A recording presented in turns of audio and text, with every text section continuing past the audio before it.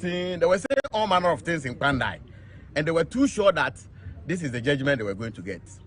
But as law-abiding citizens, I want to put on record that, yes, we respect what the judge has said. We vehemently disagree with him. I know that I won the election with a difference of 3,734. That is a clear victory. That's big. And if you look at the pink sheets, it's on record that they've admitted that every single pink sheet was given to all the political parties. I have my 152 pink sheets. They have their 152 pink sheets. And if you put the results together, we have won the elections. For some reasons, powers that may be, they decided to come to courts, and knowing very well that maybe they'll be able to use the state powers to overturn certain things. But I think that we are in a country that is governed by laws. And that's why the courts are arranged from a lower level to a higher level. So that when a ruling is given at a lower level and you disagree, you move to the next level, which we have done this time. We have completely filed our stay of execution. The lawyer has done that. He's filed the appeal to as well. And we think that God being so good, the next is ours. I'm not afraid, let me put on record that for a run. You see, if genuinely we have to run, we won't have a problem. But if you decide to pave your way through, because you think that you are in government and you can use state powers to be able to coerce the people to vote for you, that's where we have a difficulty. In any case, he came to court with 41 polling stations. And these 41 polling stations are areas that I won with huge margins. But they realized that if they get the judgment for even the 41 polling station, they were going to lose it straight away. So for whatever reason, the judge said that we're going to have a rare run. But we respect it. We have gone to the appeal court. We filed stay of execution, and we will take it from there. It is an interesting story, okay? Because it has never happened before. This is the first time something like this has happened in Ghana. And it should tell all of us that we are not safe. We are not safe. We need to sit up as a nation. Because if the executive can directly come.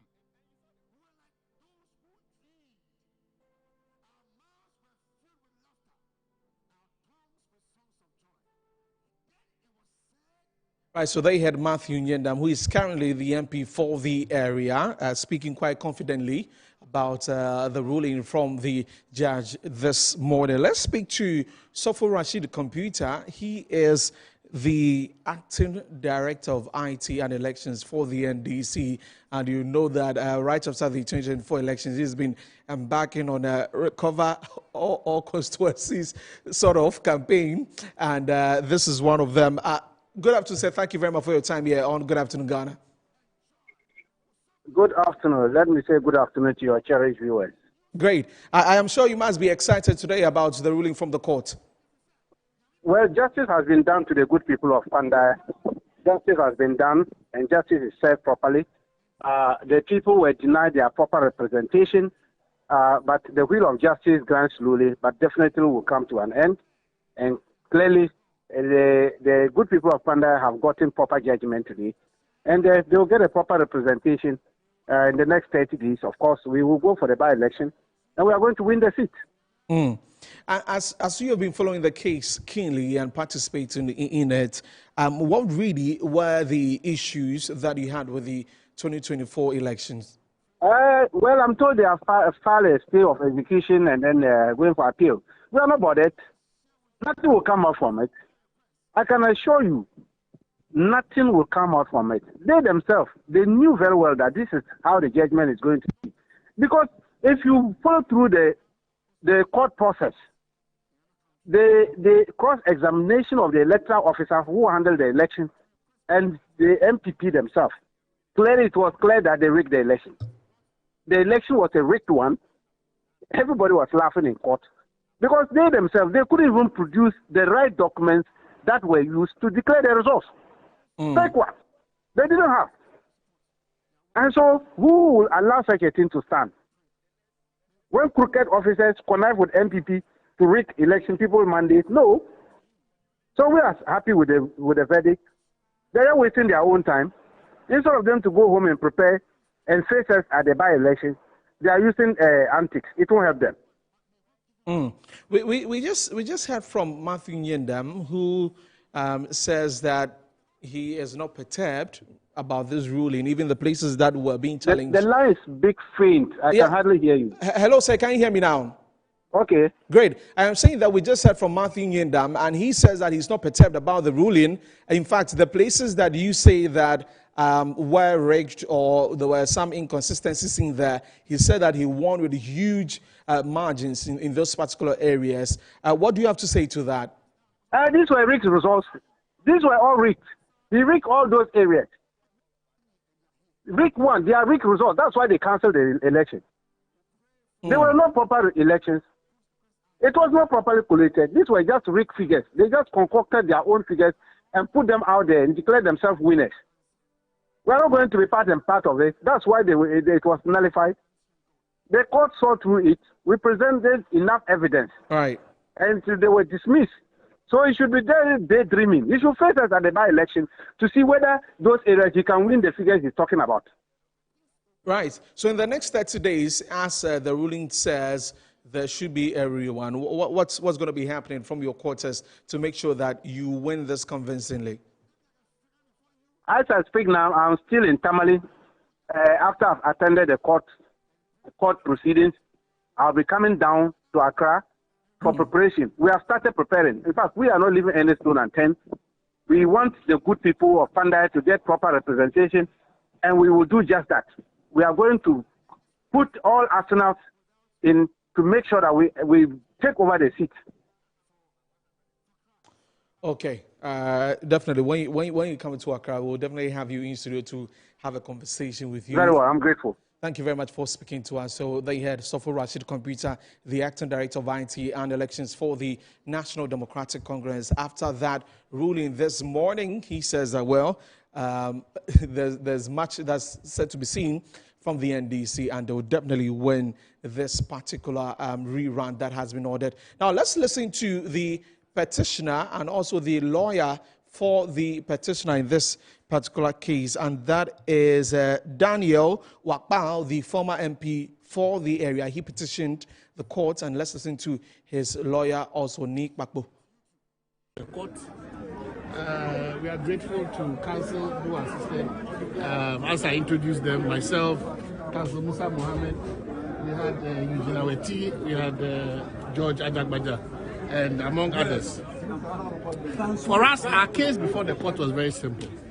We had a rogue electoral commission district electoral officer who decided to abuse discretion.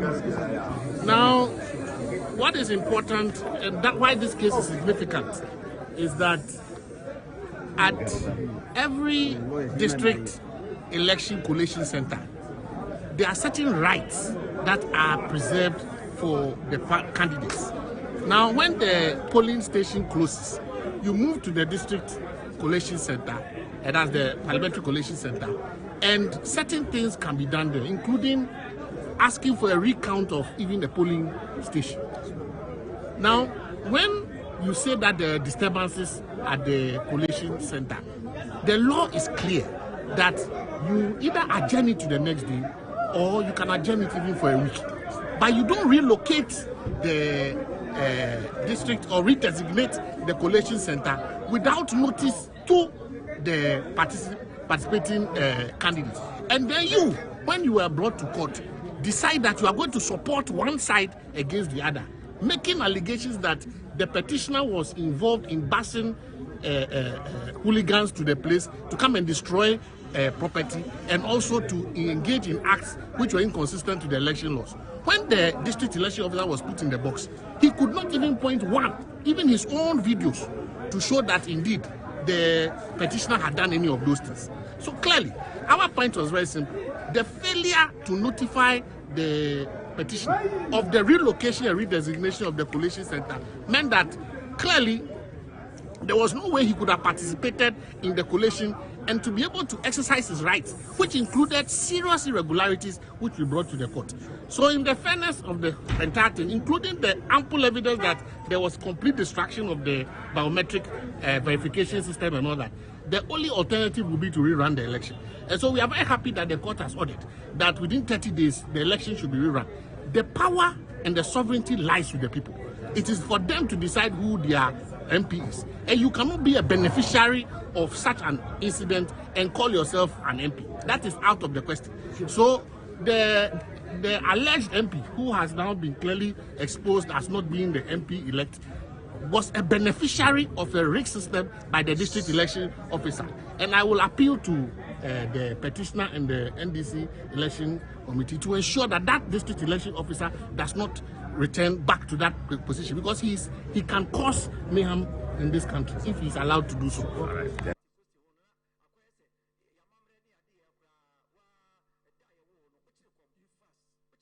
So they had Ni Papo Ado, who is lawyer for the petitioner, that is Daniel Wokpa, who is the former MP for the area. Let's now connect to our regional correspondent in the northern region, Alhassan D.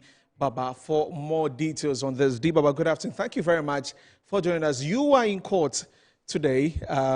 Just share with us how it was in the courtroom as the judge made the ruling. All right. Thank you so much, Desmond, and good afternoon to our viewers. Yes.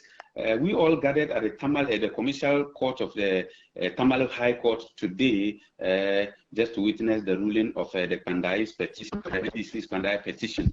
And it was a very swift one, because when the judge came in, all the lawyers introduced themselves and their reps, and the judge went straight to declaring that after listening to both sides for these several months, he has come to conclusion that the whole Kandai constituency elections should be rerun because, according to them, many of the polling stations were with infractions, and it is important for the whole exercise to be rerun again. But unfortunately, the NPP party were not happy with the decision, and they said it was very wrong because the NDC was demanding for the cancellation of only 41 polling stations. So they don't understand why the whole constituency should be asked to go for the polls again, because that wasn't the demands of the NDC. But the NDC said no, they were demanding for that because apart from the 41 polling stations which did not have proper results, they also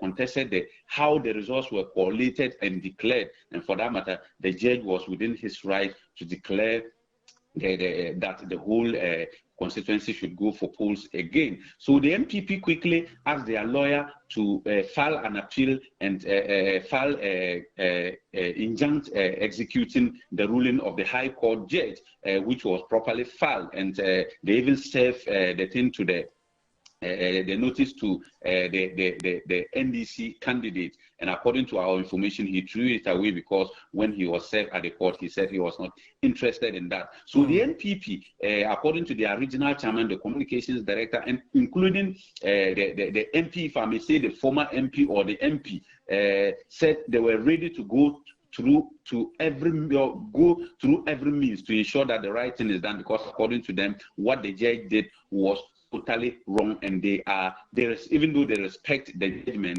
they're not ready to agree with the judgment, and they're going to appeal, which they did. And they said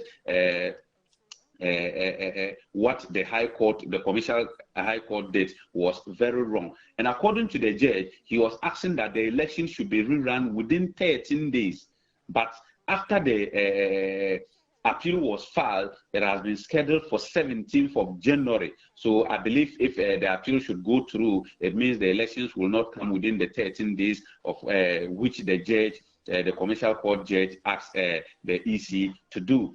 According to the NDC's lawyer, what the EC district officer did was very unprofessional, and they don't expect an EC officer to do what he did, because according to them and according to the NDC reps, they were not aware that collation was taking place anywhere outside Kandai. When they heard of it, they tried to take part and they denied them. And for that matter, it was totally wrong for them to declare results based on that, because even though they were participants in the elections, they were denied entry into the collation grounds or the declaration ground, and for that matter, they are seeing the elections to be an invalid one. And that was exactly just a quick what the court confirmed. So the NPP supporters are not happy. We spoke to some of them who said nothing can change. In fact, The MP also told the good people of Pandai that they should not hesitate or they should not shiver because nothing is going to change, and he's going to continue to be the MP until the appeal court decides otherwise. The lawyer for the NPP's candidate too also told the MP that he should not worry. He will continue to be the MP for Pandai until the appeals court decide. But the NDC side are saying no. The High Court decision must be carried out, and we are waiting to see what is going to happen in the coming days. But as a matter of fact, NDC supporters within the region, especially within the Pandai area, are very happy for this ruling because they believe that what was delivered on the 9th of December was not the right result, and for that matter, everybody should go to the polls and see to it that the right.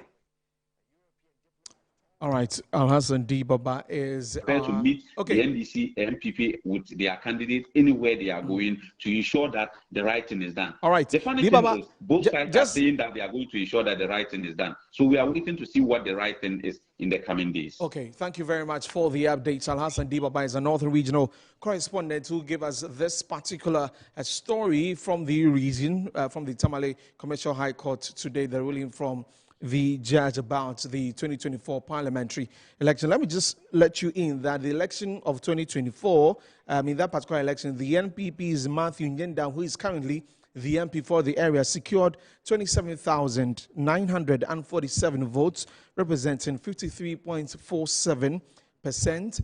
And the NDC's Daniel Nsala Wakbal, who petitioned the court over the outcome of the election, got 24,212 votes, representing 46.33%. And there was actually a third contestant, Eric Donkonepani of the APC, who polled 104 votes, representing 0.20%. So there's a vote difference of some 3,734 between the NPP candidates and the NDC candidates. And we'll see how that goes. But of course, you know that Matthew Nyenda, since coming to Parliament, has been, especially on the Communications Committee in Parliament, he's a ranking member on there, and we've engaged him a number of times, especially after the whole DSTV issue, but we'll definitely see how this would go. You're still watching Good Afternoon Ghana here on Metro TV. I am Desmond Okrekudanso, and so we'll keep you updated on this particular story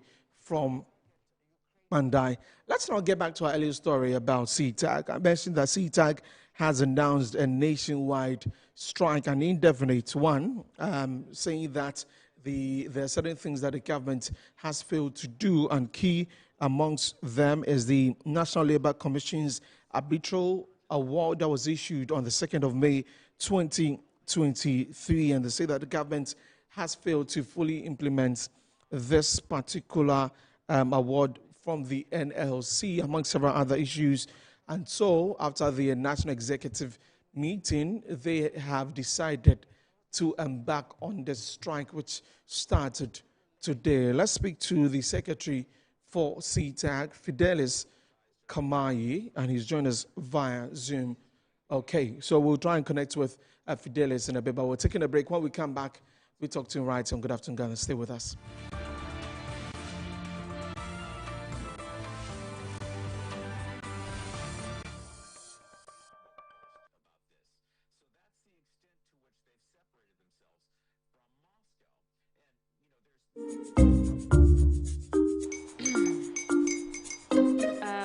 Kwame and his uncle are almost here. Wait a minute. This one too, your friend Kwame. Wait, Kwame. As in the same Kwame again? Yes, Mommy. The second coming. Into all this tension just to reintroduce that broke boy from Kaswa. Why would you deceive the family like this again? Now I understand the whole delay. Troll from Kaswa, dear. Why wouldn't he be late? Or be late, of course.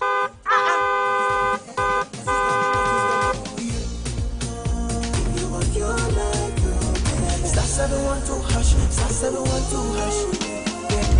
You go be the luckiest. Copy from Georgia be luckiest. From not the cause she be luckiest. Yeah, you go be luckiest. No matter why you're luckiest. Everybody go be that luckiest. That Kwame! Send your God up boom. If you put it toye, so would the coming of the Son of Man be.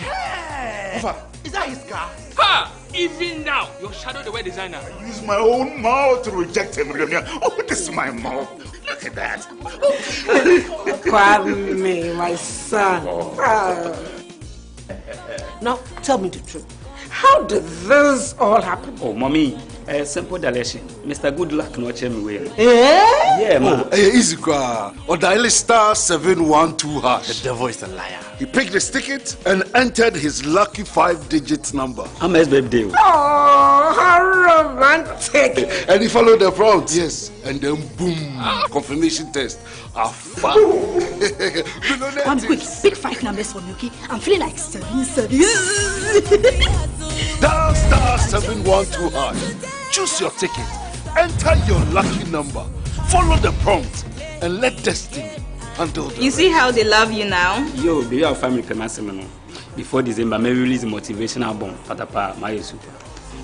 This promotion is regulated by the NLA on the Caritas platform. This is AFCON, my friend. Everything is a competition. Everything.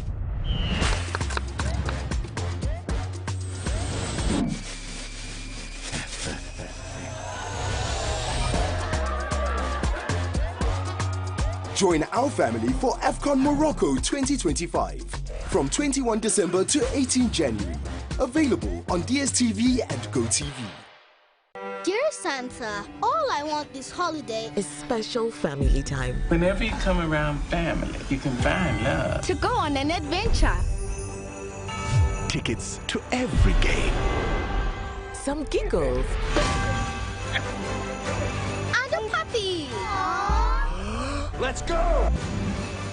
Yippee! This holiday, simply stay connected and get all you want on DSTV, your home of entertainment.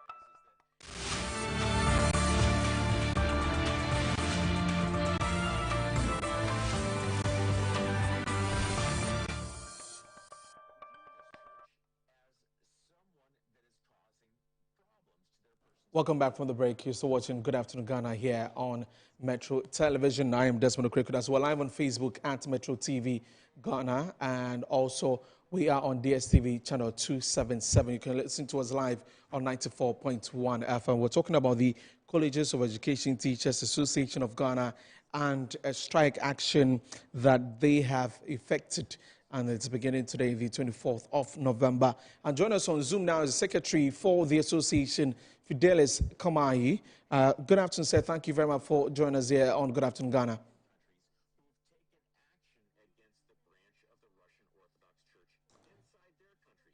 Good afternoon to you and your terrorist viewers. Great. I can hear you now. Good to have you on. You're on a strike. How did we get here?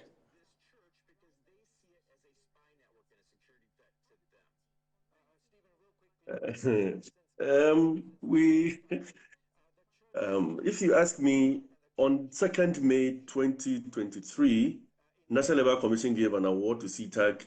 We were in arbitration with Fair Wages and Salaries Commission, and up until now, the arbitral award has not been fully implemented. It has been implemented partially, and since its partial implementation, we have been to the offices of office bearers who are supposed to ensure the full implementation of the arbitral award, but that hasn't happened. That's how come we're on strike today.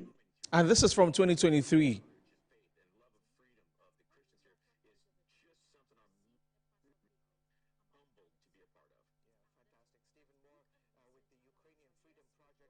Hello, Fidelis. Hello. Yes, are you able to hear me? Yeah, I can hear you now. Great. So I'm asking that this is from 2023, as mentioned in your statement, that that is 2nd of May 2023, when that award was given, it's not been fully implemented by government.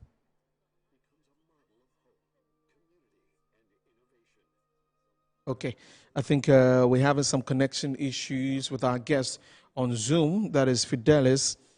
Okay, he's back on. Fidelis, are you able to hear me now?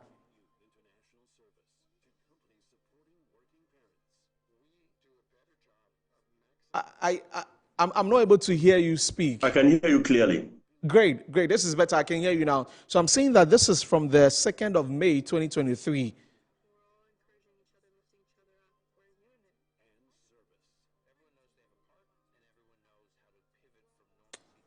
Okay. So would work the lines again and connect to that is Fidelis Kamayi, who is the General Secretary for CTAG. Now, let me just take you through some of the things that they've listed. And so they say that their grievances stem from unresolved obligations ranging from government's failure to pay all year round work compensation. And that is one of the issues, and we will definitely try and connect to Fidelis and understand better from him what exactly the situation is and what government has been doing about that. So let me just get back to some of the things that they have been talking about in this release of theirs, that government's failure to pay the all-year-round work compensation for additional duties performed in 2022 for 39 colleges of education, noting that only the Accra College of Education has received a partial payment. Among others, it added that book and research allowance arrears for both the 2023-2024 and the 2022-2023 academic years remain outstanding, as well as book and research top-up arrears for the 2021-2022 academic year owed to staff of Akrokeri College of Education. Now, CTAG is also urging the Ministry of Education, the Ministry of Finance, and the government to act with the required urgency and good faith to resolve these matters. So really, these are the issues that have been listed or raised by CTAG for this particular strike that has begun today. So we will see how that will go. So that is the Colleges of Education Teachers Association of Ghana declaring this indefinite strike, and we will try and connect with them and see what they'll be able to tell us about this strike, if indeed there is when that the strike will actually come to an end.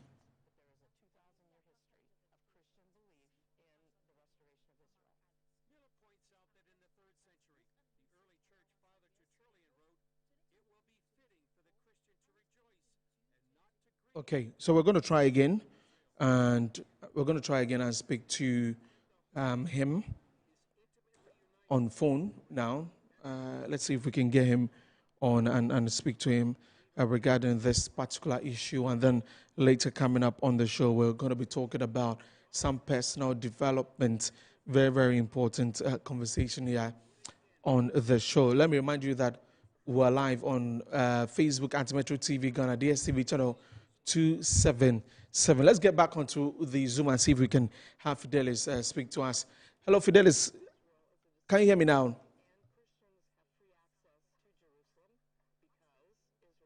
I can hear you clearly now. Fantastic. Hopefully we don't lose you again. So I was asking that this has been since 2023, and I've read out some of the issues that you have raised, book and research, top-up arrears for all of this. So since some as far as 2021-2022 academic year, what were being done about this issue that it hasn't been resolved till now?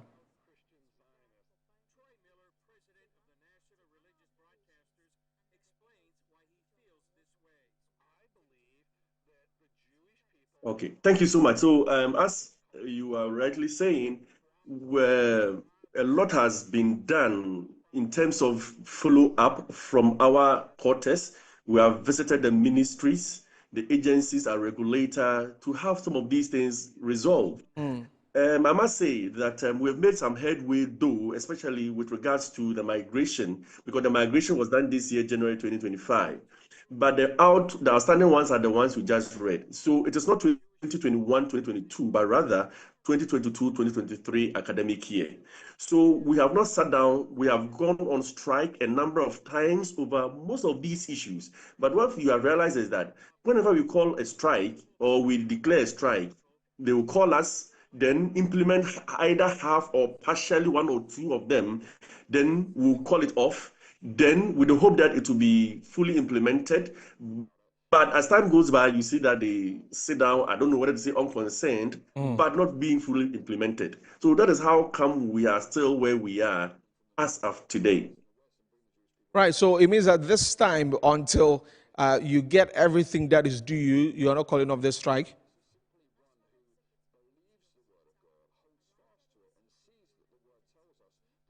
My brother, aren't you even tired of all the time hearing us on the news that we are on strike, we are on strike, we are on strike? And all these strikes as a result of these unimplemented arbitral award. So this time around, we want to just end it all so that once and for all, whenever we are going on strike, it will be on a different matter that has to do with national development and not welfare matters of CTAG. So we want to end it now and for all. Because you gave a notice somewhere in October raising some of these issues that you have mentioned today as you've embarked on this strike. Do you think that, or do you have a feeling together with your executives that the government is not committed enough to making sure that these issues are resolved, therefore calling the strike?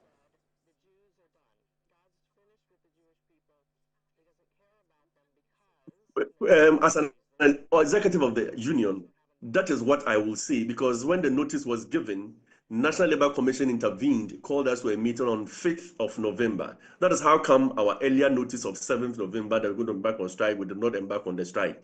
So after that meeting, they were rescheduled another meeting on the 19th. It was after the 19th meeting that we realized that no, from the way things are going, it looks like the government is just buying time. And we are no longer cut out for that kind of theatrics that always happen when we call strikes. So this time around, the National Council held a meeting and they gave us our marching orders that until everything is implemented, there's no way they're going to call off the strike. Can you share with us what exactly is happening in the schools now? Are they, or what stage are they in the academic calendar? So we've just started the first semester of the academic year, that is 2025-2026 academic year. So this morning, students were well dressed. They came to the lecture halls. Unfortunately, no lecturer appeared before them. So when I saw them stranded, in fact, I was a bit sad because these are innocent students who are prepared. They are coming to class to learn, and then there are no teachers to teach them through no fault of theirs. Sometimes it's very disheartening, but what can we do? There's little we can do about it. So we implore on the powers that be to intervene and ensure that the right things and all the things are done so that we can go back to the classroom for normal academic work to continue. So for now, as you mentioned earlier, until everything is resolved properly from top to down, solving or sorting out everything, you're not calling off the strike? We are tired of the numerous strikes that we embarked because of this arbitral award. So we want to end it all now. And it must be now or never. I want to ask about the book and research allowance. I mean, every time it comes up when teachers have to go on strike, there are varied opinions about it. But, I mean, from your quarters, explain to us what the book and research allowance does for you and why it is so important for your members. Thank you so much for this very important question. In the tertiary space, we always do research before we go and teach. Aside from that, our promotions are based on the number of publications that you do, the research publications that you do. So, and these publications that you do are done in peer-reviewed journals or high-impact journals. And these journals are usually not in this country, they're outside, and they usually charge in dollars. So after you've gone through the rudiments of research and haven't come out with your findings, you need to publish these results, these research findings. And these are some of the money that helps us to be able to do the publications as well as teach our students in the classroom. Okay. So does it mean that as the monies have not been coming through, then nothing like that has been happening? That is not the case. Usually, these are usually pre-financed by the lecturers. Then later on in the academic year, the government pays the monies back to the lecturers. Oh, okay. So the lecturers have been using their own monies to fund these. So that is the reason why you'll be calling for the book and research allowances to be paid.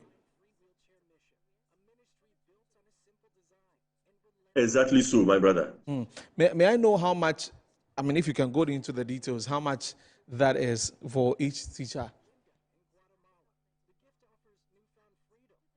I may not want to throw out figures in the public domain, but those we are working with, they know the figures. They can compute it for each lecturer. Right. Mr. Kumai, any final thing you want to add? Any plea to government again before we wrap up this conversation? Thank you so much. I want to plead with the government. We know that the students are, they don't have any problem. They are naive. They are poised to come to classroom and learn through no fault of theirs. They should not suffer for something that they know nothing about.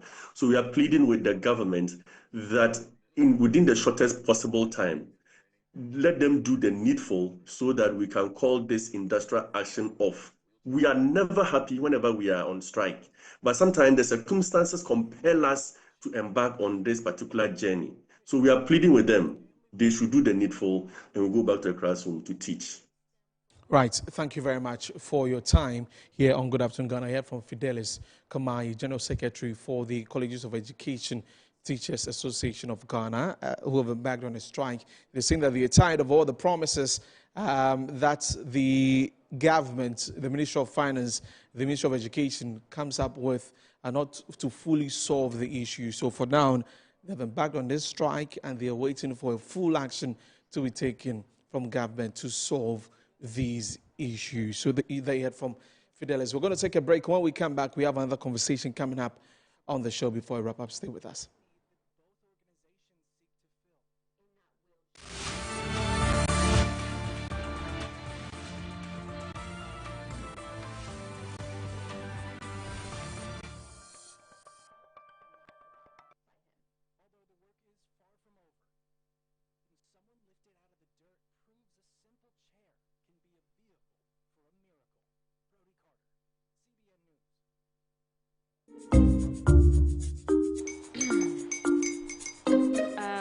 Kwame and his uncle are almost here.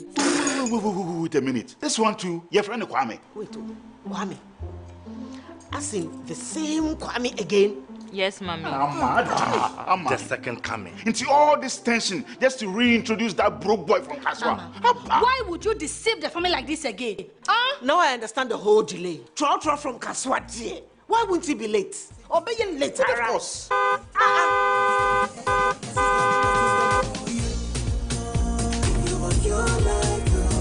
Star 712 hash, star 712 hash. You go be the luckiest. Go be from Georgia, be luckiest. From Natepia, cause she be luckiest. Yeah, you go be luckiest. No matter why you're luckiest. Everybody go be the luckiest. That's Kwame! Send your God the apple boom. If you're poor, what's that? So would the coming of the Son of Man be. Hey. Is that his car? Ha! Even now, your shadow the way designer. I use my own mouth to reject him. Oh, this is my mouth. Look at that. Kwame, my son. Now, tell me the truth. How did this all happen? Oh, Mommy, simple direction. Mr. Goodluck no check me well. Yeah, man. Easy, or dial star 712 hash. The devil is a liar. He picked his ticket and entered his lucky 5-digit number. I'm a birthday. Oh, how romantic! And he followed the prompt, yes. And then boom, confirmation test. One quick, pick 5 numbers for me, okay? I'm feeling like 7. Dial star 712 hash. Choose your ticket. Enter your lucky number. Follow the prompt and let destiny handle the You see how they love you now? Yo, do you have family payment? Before December, may release a motivational album. Patapa, my super. This promotion is regulated by the NLA on the Caritas platform. This is AFCON, my friend. Everything is a competition. Everything.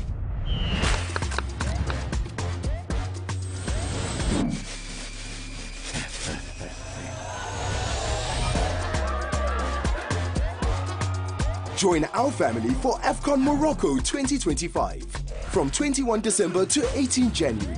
Available on DSTV and GoTV.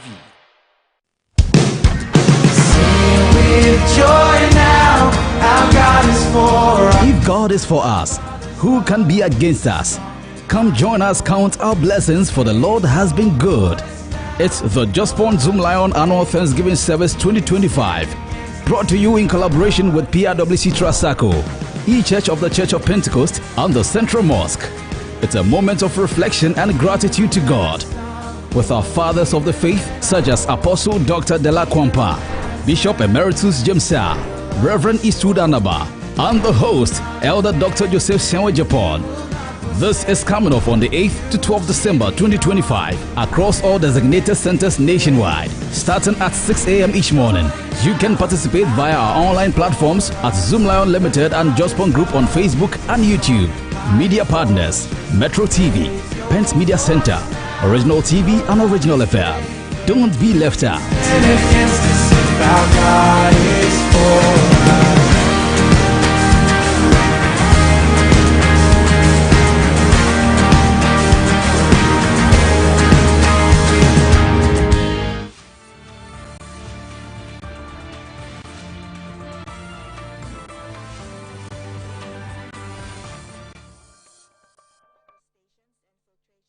All right, so welcome back from the break. You're watching Good Afternoon Ghana here on Metro TV. My name is Desmond Okrekudanso. Let's get into our final conversation for this afternoon, and a very important one about self-development. And it's a very important thing, and putting yourself out in a very good image. And joining me is Rudolph Brenya, and he has been working around, entrepreneurs, helping them, and he's the founder of Africa's Future Empowerment Conference. And yeah, he's here to help us understand that, how, your self-image can help in building your finances, your career, your future, everything. As a young man as he is, and the experiences that he has received all over these years. Rudolph, welcome to the program, but we'll talk to Rudolph in a bit and try and get to understand from him what he's been able to do over the years for himself. And I see something on the social says, God puts me here to inspire you. Okay. So that's quite an interesting quote from Rudolph, says that God puts me here to inspire you. Right, so Rudolph, welcome to the program once again. Well, thank you so much for having me. Thanks so much. You don't live in Ghana? No, I currently live in the United Kingdom. I live in London. Okay. Yeah, but I do a lot of work internationally because I'm an identity strategist and a personal development coach. So usually when I say identity strategist, people, it's not something that you quite hear often. An identity strategist is simply someone who helps people to change their self-identity and their self-image. Because every single one of us, we are being controlled by our self-image. And this is what I help my clients with, to really help them to change the way they see themselves. Because once you do that, it changes your finances, it changes your career, and it changes the type of relationship that you interact with. Right. People have different thoughts. So as you mentioned, you say that you're a self-development coach, and people say, these things, is it true? I mean, you get some of those, right? Yes, of course, yes. Especially in this part of the world, you do get it a lot, because personal development is something that some people think is just motivational hype, but it's beyond motivational hype. For example, when we speak about identity strategies, I need people to understand that there's two types of self-image that everyone has. The very first one that everyone is familiar with is the one that when you look at yourself in the mirror and you see a reflection back. Now, I must say, you're looking very sharp today. And I'm sure before you got out of your house, you looked at yourself in the mirror and you got a self-image. You saw the way you look like. And then it literally boosted your confidence and made you feel good about yourself. Right. But there is a self-image that literally controls all the results that you get. It's controlling your finances, the relationship, and the type of people that you attract into your life. That self-image is the image that you have in here in your mind, how you see yourself. Because how you see yourself determines everything that you get. There is a famous quote that I love so much, and I think it's really important for our viewers to understand this, that you will never outperform your self-image. Now, what that simply means is that if you think you're someone that you will never earn more than, let's say, 2,000 cedis, no matter how much money you get, you always revert back to that image of I only earn 2,000 cedis a month. So, and it's in everything, in a relationship. So for someone who feels like I don't deserve a good relationship, it doesn't matter. You might get a good relationship, but unconsciously you push away that person away because you see yourself as someone who's not worthy of that relationship. So the self-image controls everything, but we often overlook it because most of the time people want to do work on effort alone. Like, let me just work hard. But the young person, for example, who's applying for a job in Ghana, they already have the self-image of, if I go for this job, I'm not going to get it. So therefore, that image is controlling everything. So when they go into the interview and they don't get a job, they tell themselves, oh, you see, I already knew I wasn't going to get it. You see how powerful that self-image is. Some may say that it's putting on a fake identity, right? So, as you say, I want to put myself in a state where I feel I can get this, or I have a feeling that I could reach this, and that comes with a tendency of being over ambitious and putting up a fake, identity, out there. How do you deal with that? Okay, I think that's a very important question. First of all, we need to understand how reality really works for us. Everything starts first, mentally first.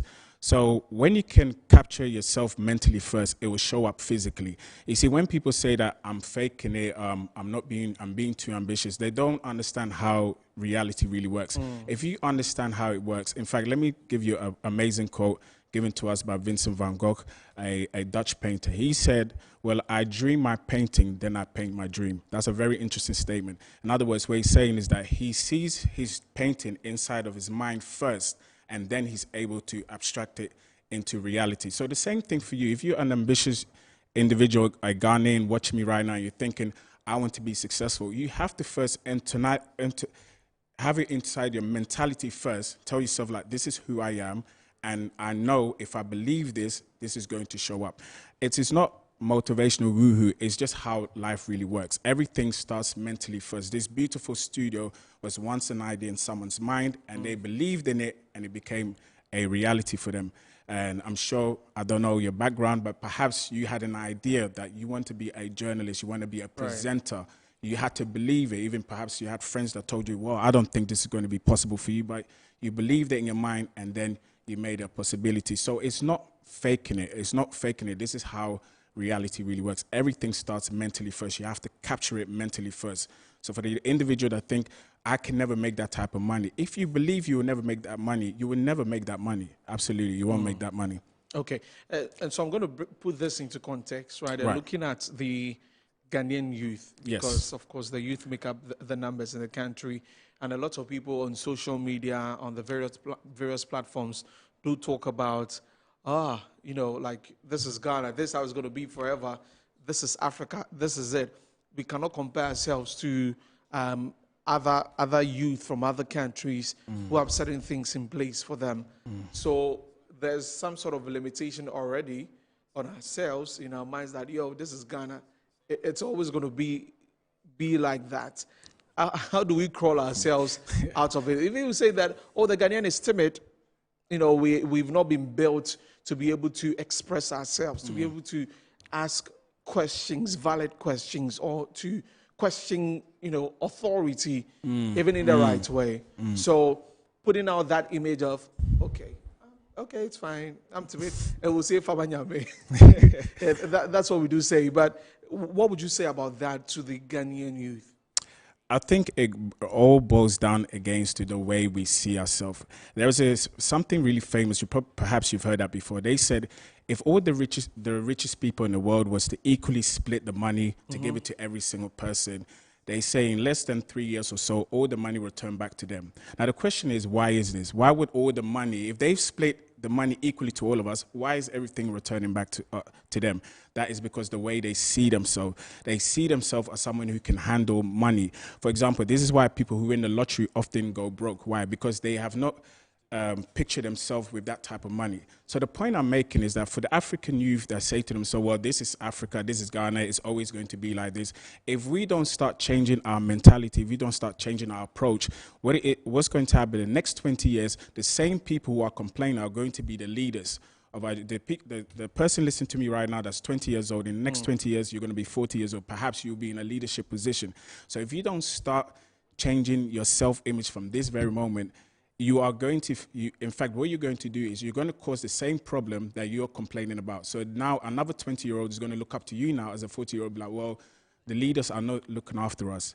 And so everything really starts with changing the way we see ourselves. Because listen, I'm in the diaspora. I've never met a Ghanaian that's not hardworking. You know, we are really hardworking people. We will work anywhere. Really hardworking. Really hardworking. In other countries. Here as well. I mean, I'll take that. I'm in the car and I see the way people are hustling and bustling. Well, you know, we are hardworking. That's also another bit of it. Yeah. I think we are really hardworking individuals. Yes, there's the timid side of things, maybe our upbringing and everything. Maybe there's a systemic thing also. Perhaps, yeah. Perhaps that holds us from, being... Speaking your mind. Yeah, speaking our minds and being that. But you have been doing this for a while. You've authored a couple of books. Build Your Life to Inspire. Absolutely. Transform your life in 50 days. Start living the life you want. Absolutely. How can you transform your life in 50 days? Well, scientists have concluded that it takes about 21 days to create a new habit.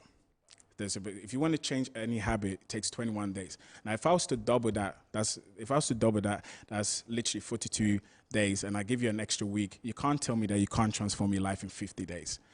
We often think that we need a whole year to change our life. Actually, everything starts with making a conscious decision that enough is enough. Today, I'm going to start my new life. I'm going to start right now. So if that individual understands that I can change my life this very moment, I'm going to make a decision mentally first, because everything starts mentally first before it shows up physically. If you think of that first, then literally after 21 days, you'll begin to start seeing new habits. The problem is many people will start believing something about them internally. Like, let's say they go and have a job interview, and then they get rejected, and then say, well, I think it's not working. Maybe I shouldn't be so ambitious. Let me lower myself. Because the only reason why, like I said, you're earning that money you're earning is because you believe you're worth that money. Now, let me say this. If I was to hire you for my organization, Rudolph Benny International, that deals with personal development, and I said to you, well, at the end of every month, I'm going to pay you $10 a month, you would literally say to me, I'm worth more than $10 a month, because you see yourself as someone who's worth more than that. So yeah, like I said, it all boils down to how you see yourself internally, and then everything shows up externally for you. And you put this into writing. You put these books together. So I've got a book called Build Your Life to Inspire. It was an Amazon bestseller, which was quite interesting because it was a self-published. It's not often that you hear a self-publishing book actually going as a bestseller. So I'm really proud of that as well. We also, like you rightfully said, we have a movement to build African youth called Africans Future Empowerment Conference, which is about building African youth. It's something that we've done in Nigeria, we've done here in Ghana, and we'll continue to do that. The personal development, Rudolph Benny International, we deal with entrepreneurs, C-suite executives, and professionals in different walks of life that really want to change their internal image and achieve their goals in 12 weeks. And I always help my clients to achieve their goals in 12 weeks. It sounds too good to be true. 12 weeks? 12 weeks. That's all I need. 3 months, I guaranteed that your internal image will change and you will get some of your biggest goals. I've got a lady right now who's building an app from scratch. We started from week 1. It was just an idea, and now she's almost at the point of finishing the app. And this is what's possible for you. You only need 12 weeks. You don't need a whole year. That's all you need. That's all you need. That's all you need. I mean, coming down to Ghana and trying to, I'm sure there was a motive coming down. Absolutely. Trying to do it. What are you doing here? So in Ghana, what are we looking to do? There's 2 parts. We're looking at what we consider top 1%ers, the top influential people. We want to target them. Now, we are going to have an upcoming event coming early next year where we're going to put all the most influential people in one room, and then we are going to help them with their internal image. Now, once again, I think it's very important for me to say that, because someone would say, well, somebody who's made a lot of money, how can you improve their image? And I was even coming to that. I was going to ask that. I know mean, that they're was already coming. influential. Why not look for other I people know who are that's trying to coming. get onto that ladder? I knew that was coming, so I was reading your mind. Just to say that there is no such thing as a perfect self-image. I think it's important for us to understand that. The image that took you to $1 million, let's say you've got $1 million, you've earned $1 million, you need to understand if you want to make $2 million, you need to change that self-image again. What got you to $1 million is not necessarily going to get you to $2 million. So sometimes people would look like, well, this person's already influential, that person's already making a lot of money. Why would that person need to improve their self-image? We are always, as long as you're alive, you're always in a race of improving your self-image. So as you are right now, you are always in a race improving your self-image. Sometimes we're not aware of it, but what I'm doing is I'm raising people conscious awareness that, hold on, in order for you to get to the next level of your career, in your business, you always have to improve yourself. Perhaps that's why you've hit that ceiling, financial ceiling that you're trying to break so hard. So that's the first part we're doing. Then the second part is where we go to the grassroots, where Africa's Future Empowerment Conference comes in, where we are uplifting the African youth. Because as we know, African youth is the youngest population across the continent. Right. We all know that. And for me, as a personal development coach and identity strategist, that tells me that the continent has potential. You see, I was born and raised in the West, and if they had that statistic to play with, they are starting programs from the grassroots. They will make sure that all this youth are going to run the world practically in the next few years. So this is what we're doing right now with Africa's Future Empowerment Conference. We're building the grassroots from, we've done events in Lagos, Abeokuta, in Kumasi, and we continue to do some more work here on the grassroots level. So there's two parts that I'm really working. I'm working with the 1%ers, and I'm also working with the people on the grassroots level. All right, so if you just joined us, we're talking to Rudolph Brenya. He is a personal development coach and an identity strategist, and helping us to understand our self-image and how it can affect our lives, generally. And he's been talking about some of the things that he's worked on already. Now, there's a problem. I think that the youth minister a few weeks ago spoke about some of the issues with the youth right now. That includes the abuse of drugs and all of those things, gambling, and how it's affecting a lot of lives. I mean, the youth. When it comes to those things, how easier is it for you to be able to talk someone out of situations like that, for them to see the actual image? Because a lot of times when you try and talk to people like that, they feel you are possibly jealous of them, or you're trying to put them in a certain situation that they don't want, and eventually they're going to push you away. But as an identity strategist and someone who helps people get the image, right, how do we go about it so that people who are watching, who find themselves in situations like that, will be able to pick a thing or two? If that's the case, that I'm the right person to speak to. Now, I won't profess that I was partaking in any drugs or anything like that. However, growing up in a particular part of London, southeast London, there was a very rough neighborhood. In fact, the school that I attended to was ranked the second worst school in the whole of South London. I believe if my teachers see me today, they'll even be surprised at how is someone that came from this school managed to be on a world stage. Now, the reason why I said I'm the right person to speak to is because what kept me grounded really at that time, not that there was no temptation, there was temptation where there was everything there that would literally either land me in prison or just take me in the wrong path. At a very young age, I had a very strong conviction that I was meant to do something great. So at the early stage, I was playing football. I was a very good footballer. So that kept me really grounded. So every time I was about to make a decision, I'd say, if I get caught in this mess right now, it will take 5 years out of my life. And football is a very young sport. I know Ronaldo's defying the odds, but usually 35. Yeah, usually around 35. And so I'm thinking, if I'm 18 right now, if I'm 17, I take 5 years of my life, it's just gone. So that really kept me grounded. So to that individual that is going through this, the only reason why they do it is because, once again, they don't think there's something better out there for them. They think, well, this is our reality, we should just accept it like this. So I want to let them know that I was in that same situation. In fact, most of my friends went to prison. Some of them, unfortunately, have lost their lives because of that same thing. But some of them now have come out of prison and they see, like, Rudolph, you managed to do it. Someone from our background managed to be on national TV, writing best-selling books, coaching entrepreneurs all across the globe. So they see me as an inspiration right now, and that's the same thing. And yes, I was born in the West, but I'm an African, I'm Ghanaian. I identify myself as a Ghanaian, so I'm no different from you guys. Yes, the same situation, problems that we face here, we're also facing back there. I know sometimes people think, well, you are in the West, there's no problem over there. There's a lot of problem over there. So I think I am the right person to speak to them. I understand where they're coming from. That's very important there. And you also touched on entrepreneurs that you help. There's a big question every time we talk about entrepreneurship. I guess it comes up, money first or idea first? The idea first. Everything starts mentally first. So if you have the idea and you don't have money to execute the idea, lots of people's ideas have been buried. Yes. The reason why I say idea first is because I believe that everything starts as an idea first anyways. Okay. Everything starts as an idea. Now, you might have the financial, you might have the capital right now, but what idea are you working on? So for me, idea first. Everything starts an idea. For example, I want to start a business. It's an idea. So that comes first. And then you go and look for the money. You go and look for the money. Yeah, yeah. Cool. But interacting with African entrepreneurs, yes. How has that been? Yeah. For them, money first. The first thing they like, I've got this business. For them, it's the money first. Yeah? For them, it's money first. Well, I've got this great idea, but I just need a capital. I was like, okay.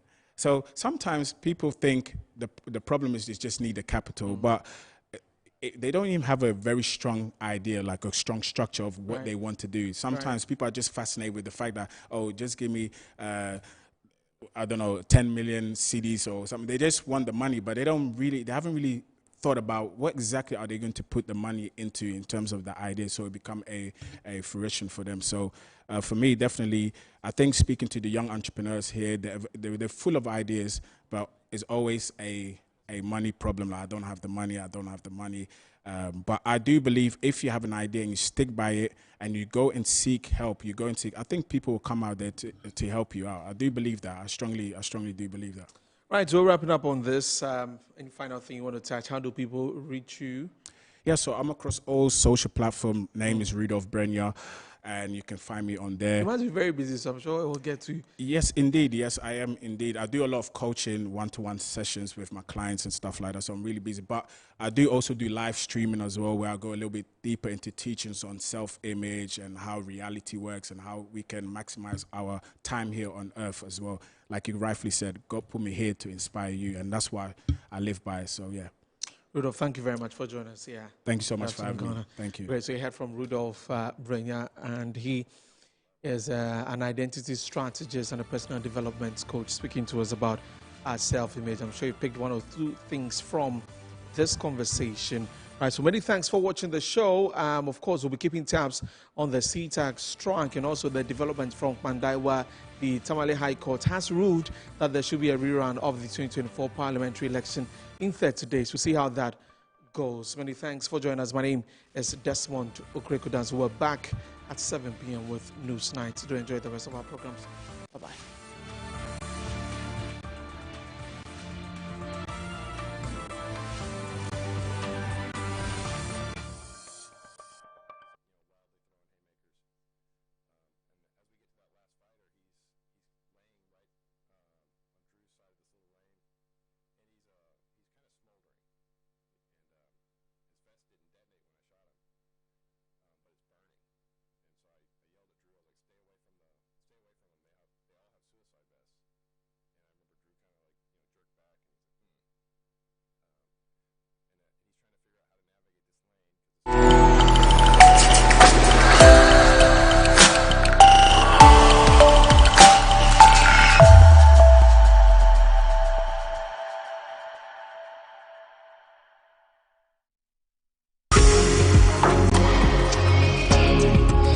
From finding your dream home to building a legacy for your family, the Homeowner Show has been your trusted guide. How sure are you what you're getting is the right land? And it has to do with searches, land commission, checking social planning authority, checking everything to make sure that what you are buying is not a problem or a challenge-prone, transaction. The stress of even not owning a house and constantly coughing up to rent is a big issue. Join me, Hannah Atiasi, and my distinguished panelists as we delve into exciting conversations. Season 3 of The Homeowner Show, every Saturday at 6 p.m., only on Metro TV. Don't just own a house, build a legacy for your family.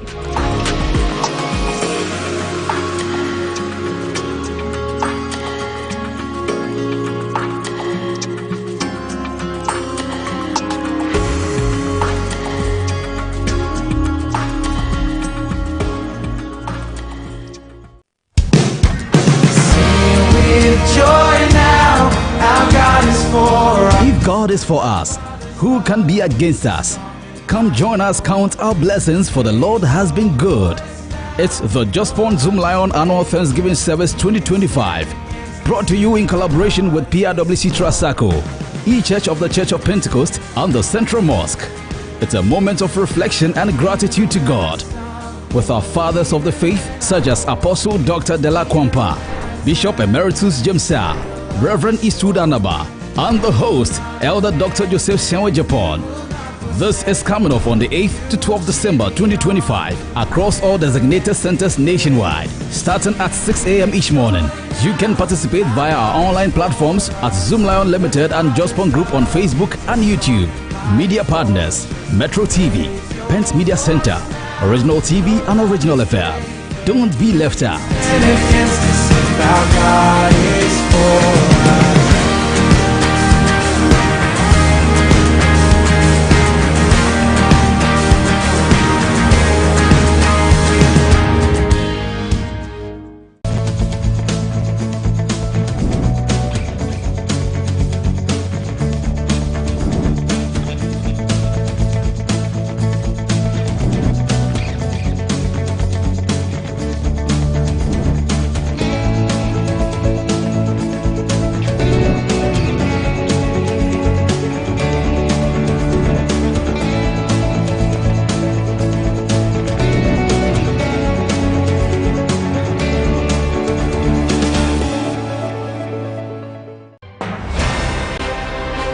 When the day ends, the real stories begin.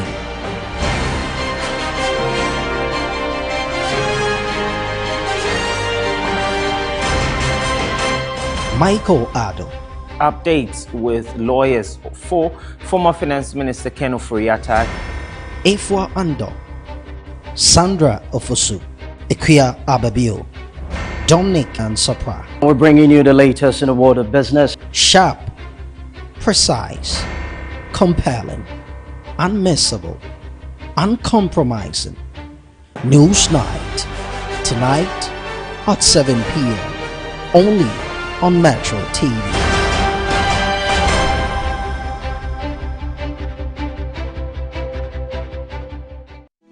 Some loves are born in the blink of an eye.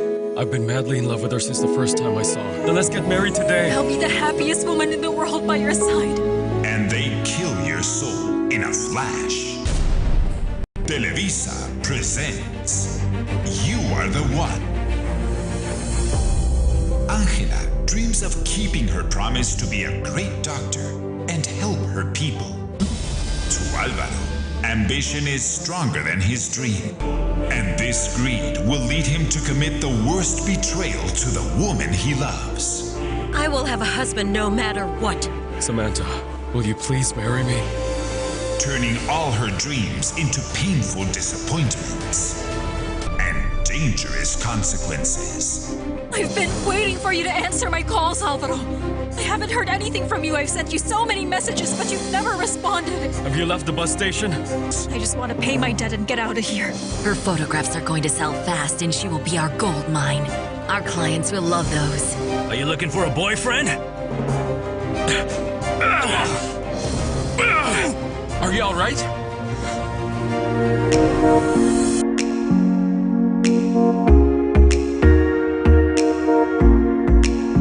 You You are the one. Proudly sponsored by The Luckiest, Appointed Time Printing, Time Herbal Mixture, Samu Spices, Givers Herbal Center, Blue Jeans Energy Drink.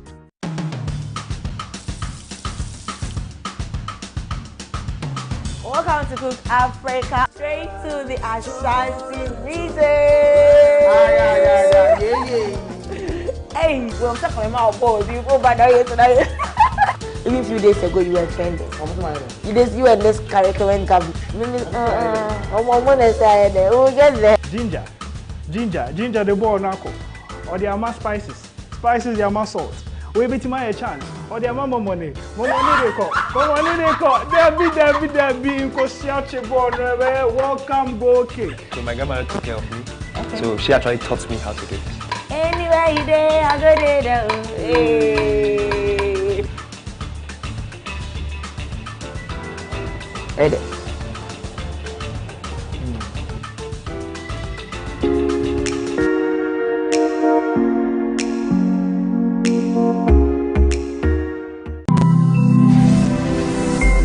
Metro TV, insightful and inspiring moments.